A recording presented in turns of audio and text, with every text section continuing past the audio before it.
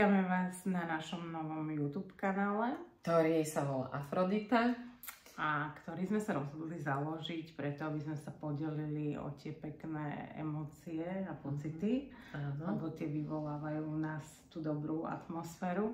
Áno, a súvisia s vnímaním krásy, ale nie len o tom povrchnom vnímaní krásy, ale čo je hĺbke tej krásy, ktorá nie je na prvýkrát vidieť.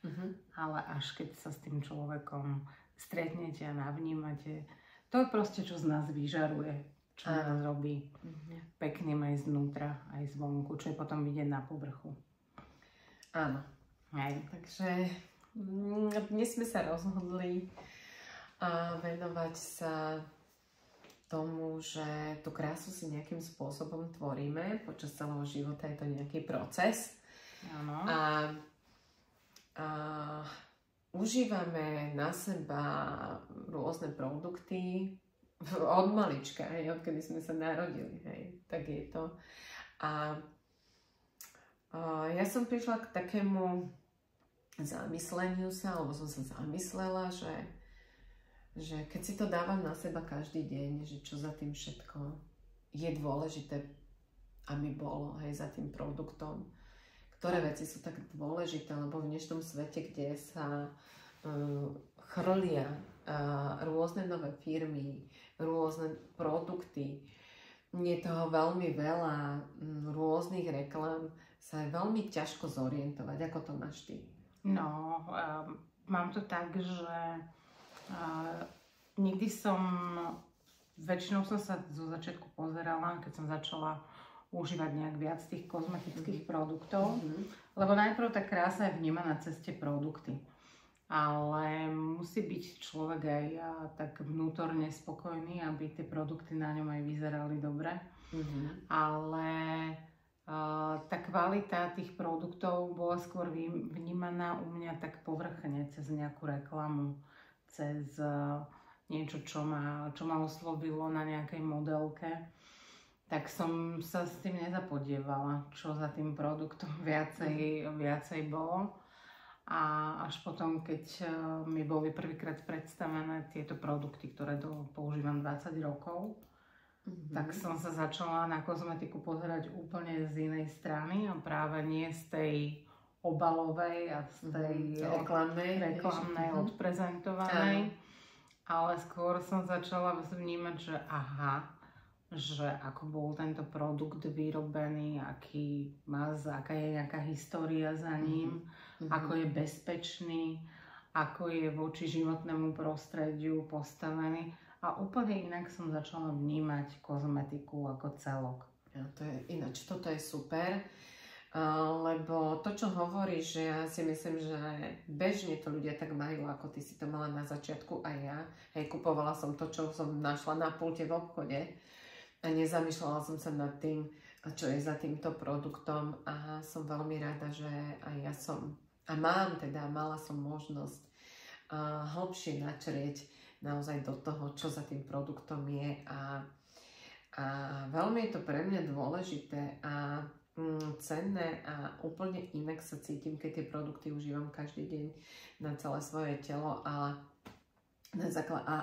viem, že čo všetko je v tom produkte, ako od začiatku toho produktu, až kým sa dostane k nám, od výskumu, vývoja, na čo všetko za ním je. Po ten finálny. Áno. A aby sme tak dlho nehovorili o tom, len tak dookola, tak chcem sa spýtať, že čo je pre teba také najdôležitejšie, čo je za tým produktom, aká firma, alebo čo všetko musí tá firma mať. A čo je všetko zohľadnené v tom produkte. No, veľmi môjim takým kritériom je prírodnosť. No, to aj hojí. Áno. Áno, to keď som si kúpila a začala po sociku kúpovať výrobky, tak v prvom rade to bola tá prírodnosť. Hej, že na to som sa tak nejak ako vždy bola zameraná, že skôr produkty z prírodného portfólia. Takže prírodnosť, potom aby bolo čo najviac šetrný voči životnému prostrediu. A to bolo, a teda tiež, čo mňa veľmi oslovuje, aby tým nikomu nebolo ublížené. Pri tom nejakom bezpečný produkt. No a potom ešte by som, čo som teda veľmi, na čo teda som ja kladla dôraz, že som chcela vidieť aj výsledky. Takže to nielen aby bol čiste prírodný, ale to aj ako naozaj ide do hĺbky ten produkt. Neboli nikdy moje kritéria nejaká vôňa alebo vzhľad toho produktu, ale skôr teda tá bezpečnosť a účinnosť. No, a ty si ja to mám tak ako som rozprávala to isté, tá prírodnosť bola pre mňa veľmi dôležitá. No a takisto taká dôveryhodnosť, či môžem dôverovať danej firme. Mne sa páči, že je viac ako polstoročí na trhu, pôsobí na celom svete. No, dokonca na veľa trhoch je táto spoločnosť lídrom. A taktiež to, že aký je bezpečný ten produkt, lebo ja s mojou citlivou exematickou pleťou som si nemohla dať hocičo na seba.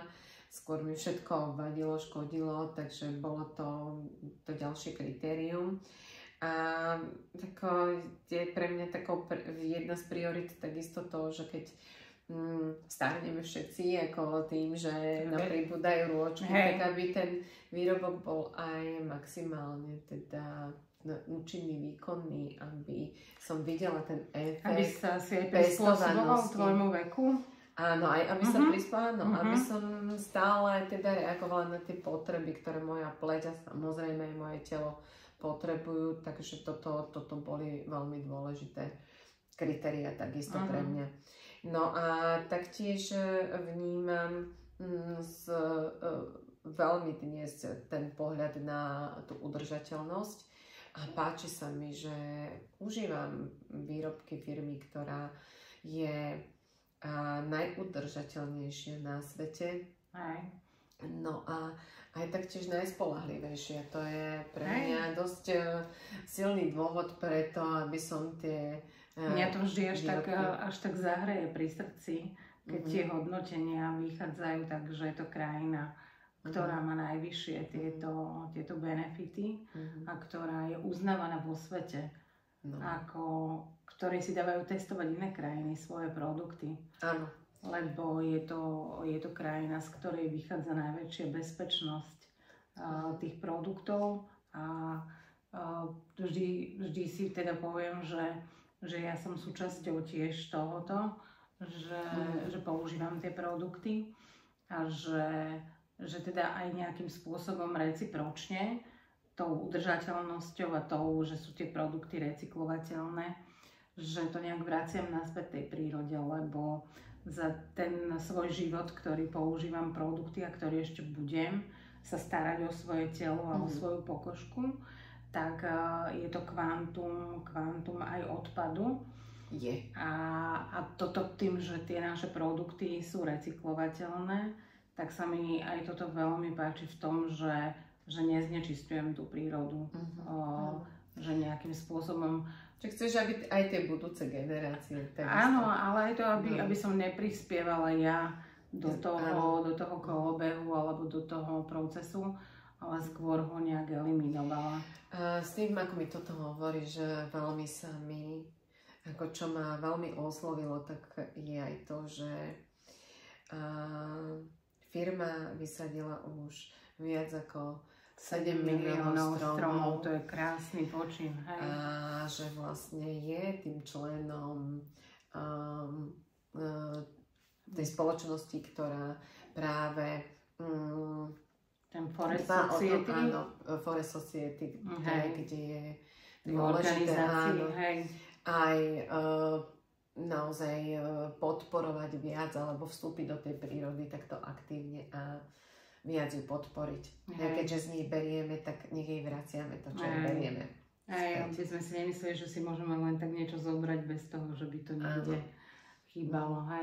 No, toto sú tie hodnoty, teda ja som sa dostala k tejto kozmetike cez teba, hej, a keď som videla, ako si dobre vyzerala, ako si teda tú pleť mala v dobrom stave.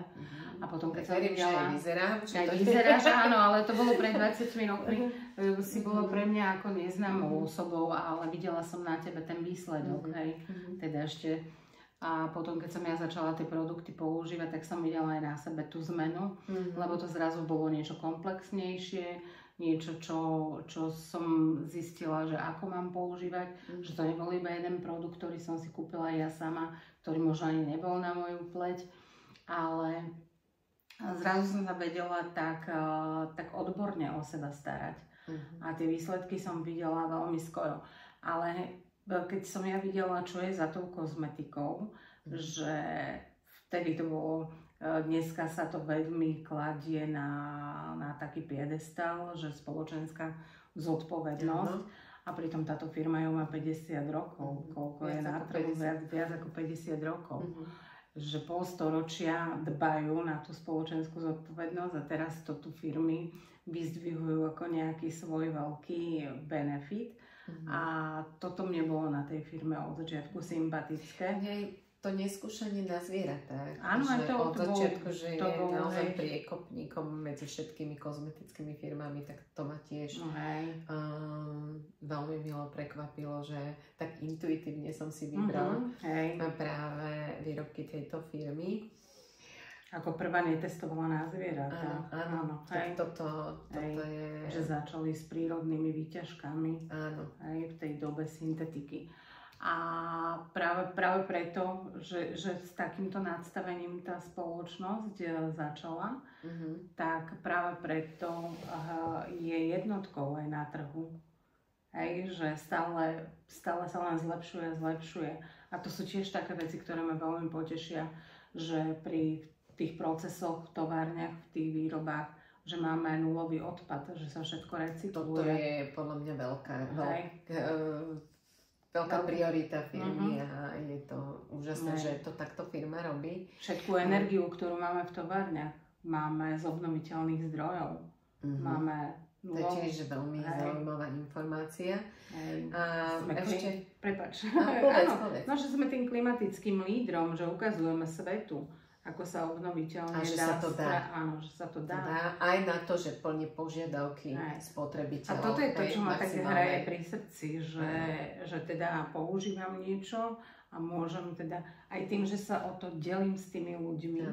No a ešte keď používame, keď kupuješ tie produkty, tak aj pomáhaš deťom. Áno, ešte aj toto dokonca. Čiže aby žili v lepších podmienkach, aby mali možnosť sa vzdelávať. Takže toto je úžasná aj taká humánna vec. Že kúpou tých produktov pomáhame ešte aj takýmto. A mňa čo ešte zaujalo veľmi, to je vlastne, čo je za tým produktom konkrétne, ten vývoj, výskum. Je to prepojenie zároveň s prírodou a ja som bola úplne prekvapená, že aké obdobie dlhé trvá, kým teda od toho vývoja, výskumu, kým sa ten produkt dostane do mojich rúk ako spotrebiteľky. A ja som tako odhadovala, ja neviem, 2 roky, rok, 2 roky, no ale ono je to o mnoho viac a je to 7 až 10 rokov, to je úžasné, že my nemáme modelky za produktami, ale my máme vedcov a výskumné centra.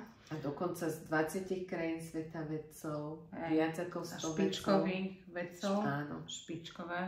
Špičkových vedcov. No my sme mali možnosť byť obidve v tých vývojových centrách, takže nevieme to iba z podania, ale boli sme priamo tam a napríklad my sme boli priekopníkmi v kmeňových bunkách. A to tiež trvalo 7 rokov. Ako prvý sme ich zaviedli do kozmetiky. Áno, firma má 5 patentov, čo je úžasné, že naozaj vstupuje do toho trhu kozmetického, teda trhu krásy úplne s novinkami, ktoré nám pomáhajú napríklad naozaj v tej pestovanosti. Hej, že potom je to vidieť, čo tie zložky dokážu, ako dokážu na seba nadviazať a spolupracovať s tou pleťou, tak je to potom vidieť. Napríklad máme najviac publikovaných máme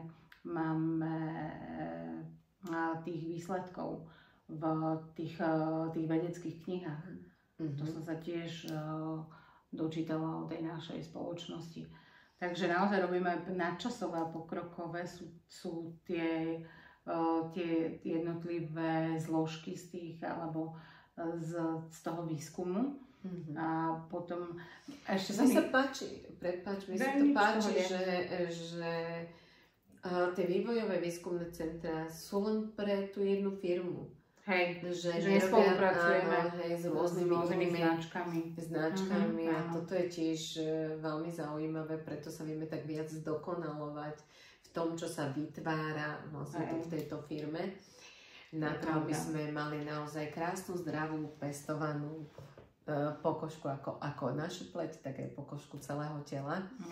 A ešte sa mi páči, že prečo ten výskum tak dlho trvá, celý ten vývoj produktu, že sa naozaj musí veľmi veľa extrahovať látok, ktoré sa testujú na ľudskej koži alebo na umelej koži, kde sa potom, to je prvé, vyzistí sa tá účinnosť danej látky, danej ingrediencie z tých rastlín, potom sa začnú spájať zo vzájomne iných rastlín dokopy. Ako v súčinnosti ako synergia jednotlivých ingrediencií pôsobí priamo zasa na našu pokožku a potom sa to ešte vytestuje klinicky na už finálny produkt.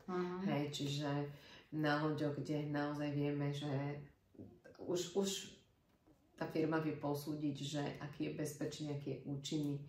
A že nič sa nenadnáša, lebo v dnešnom svete, ako si rozprávala, hej, že reklamy, na začiatku, že podľa reklám, že je toľko reklamy, toľko návnad, hej, tak nadnesených vecí. A podľa niečomu? Ja, samozrejme. Jasne, že som to chcela vyskúšať a potom si hovorím, ja už nepodľahnem, ale nepodľahla som len raz. Ale vieš, napríklad ja som podľahla takým šampónom, veď 20 rokov používam túto značku. A tak to bolo podľa mňa psychologicky spracované, že si hovorím, tak toto musí byť asi najlepší šampón na svete. Aj s kondicionérom, tak samozrejme, že som si ich kúpila. A teraz s takým tým veľkým očakávaním, aj s takou hovorím si, tak to bude asi lepšie ako tá naša značka, a ako tie naše produkty.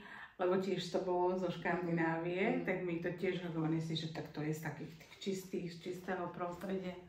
No bol to úplne bežný šampón. Vôbec ničím, akože ma nezaujal, iba tým príbehom, ktorým sa predával. Takže ten bol silný. Ten ho vlastne predal. No ale nič, že tak ako, toto sa mne na tom páči, že toto chceš opakovane používať. Hej, že je to o tom, že naozaj si tie produkty, to čo tak jak si chcela povedať, že koľko percent, hej, to má redukovať, dajme tomu vrásky, alebo koľko percent vlhkosti, hydratácie, tak to sú naozaj ozajstné čísla.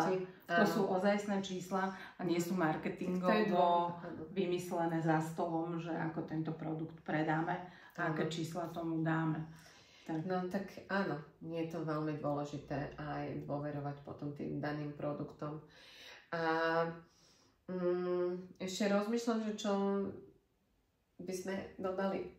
No iba možno takú svoju skúsenosť, že ja teda osobne si neviem predstaviť používať už iné produkty, lebo vždy ma presvedčia o tom, že aj napredujeme. Hej, že to som vždy až prekvapená z toho. Veď napríklad dneska som si dala krém, ktorý sme používali pred 2-3 rokmi, hej, ktorý bol úplne pre nás vtedy top.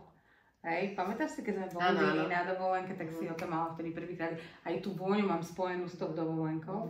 A to bol úžasný krém, nadčasový, pokrokový a teraz máme novú. Za nič by som ho nevymenila. A teraz máme novú radu, ktorá prišla. A zase je to úplne niečo iné, oveľa ľahšie, oveľa hydratačnejšie, že úplne zase sa to niekde inde posunulo, že aj toto sa mi páči, ten proces toho vývoja a výskumu, že je stále to je... napreduje, hej. Že ten vývoj, výskum, no tak ako celé ľudstvo, hej, ako všetky tie technológie a vynachádzajú sa stále, nové sú objavy a vďaka tomu aj vznikajú nové technológie a v tomto tá firma veľmi napreduje.